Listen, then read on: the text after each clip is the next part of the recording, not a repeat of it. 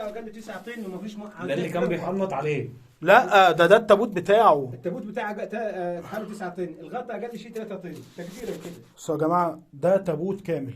المشكله عمرها ما كانت في التابوت. سبحان الله، الفراعنه وصلوا العلم فعلا احنا مش هنوصل له.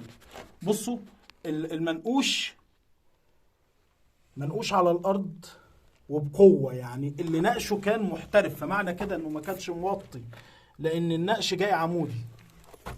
تمام. لكن ايه ده؟ ايه ده؟ ده طبعا راس التابوت، وده النقش اللي بيسجل حالة التابوت. انا بلمس اثر بايدي. انا بلمس اثر بايدي، يا نهار ابيض، بسم الله.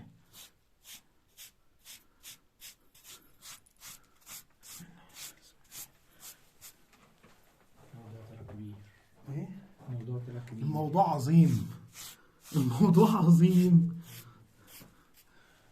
ال ال ال ال ال الناس بقى تركز. كارثة، كل ده كوم. التابوت ده وزنه ما يقلش عن 9 طن 12 طن باللي انا شايفه.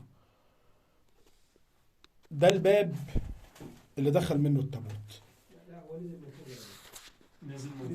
نزل من فوق. بس بالكتلة دي ازاي؟ هو ده السقف، ممكن يكون نزل من فوق.